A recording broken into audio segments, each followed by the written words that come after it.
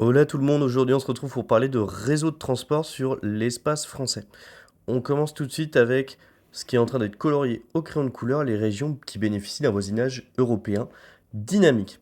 Donc la région lilloise avec la Belgique, la région de Strasbourg avec l'Allemagne et tout ce qui va correspondre à autour de Lyon avec notamment la Suisse et l'Italie. Donc c'est-à-dire qu'on va avoir beaucoup de navetteurs et d'échanges.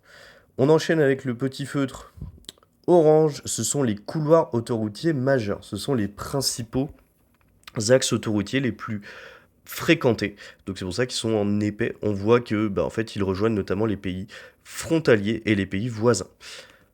En orange, plus fin, on va cette fois-ci avoir les axes autoroutiers secondaires. Ce sont ceux en fait qui rejoignent les petites villes.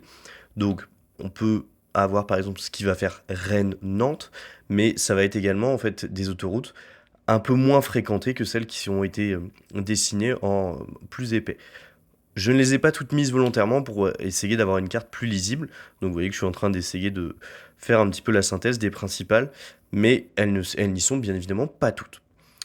On va enchaîner ensuite avec les lignes LGV, donc lignes grande vitesse. C'est ce qui va apparaître notamment là, ce que je suis en train de faire avec le feutre violet. Donc on voit par exemple qu'il y a celles qui permettent d'accéder au Royaume-Uni et qui passent notamment sous la Manche. La LGV notamment Bordeaux-Paris. Et il y en a d'autres qui sont en projet, voire en construction, donc celles que j'ai mis en pointillé.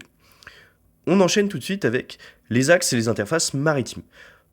On va avoir tout de suite les axes maritimes majeurs, donc ce sont ceux qui rejoignent éventuellement des pays voisins ou qui vont rejoindre des zones plus éloignées encore. Et on a des voies navigables internes, je pense notamment à la Seine, on a également le Rhône, et là, cette fois-ci, les petits carrés, ce sont les principaux ports. J'ai commencé avec Saint-Nazaire, on enchaîne avec Marseille, ensuite Le Havre, on monte encore tout au nord avec Calais et Dunkerque. Puis, les petits traits avec les flèches, c'est tout simplement pour signifier que ce sont des zones d'interface. Il y a des échanges, des bateaux par exemple qui vont charger et décharger leurs marchandises. Ce sont les principaux ports français. On va enchaîner ensuite avec les aéroports. Les triangles les plus importants sont les aéroports internationaux qui permettent de relier le monde entier, avec notamment Nice, Lyon et deux sur Paris, au sud Orly, au nord Roissy-Charles de Gaulle. Et ensuite les autres aéroports, eh bien ça va être tout simplement, on peut mentionner Toulouse, Bordeaux, Nantes ou encore Bâle-Mulhouse. Voilà, pensez à utiliser le bon matériel pour compléter la carte, et moi je vous dis à une prochaine. Allez ciao, peace.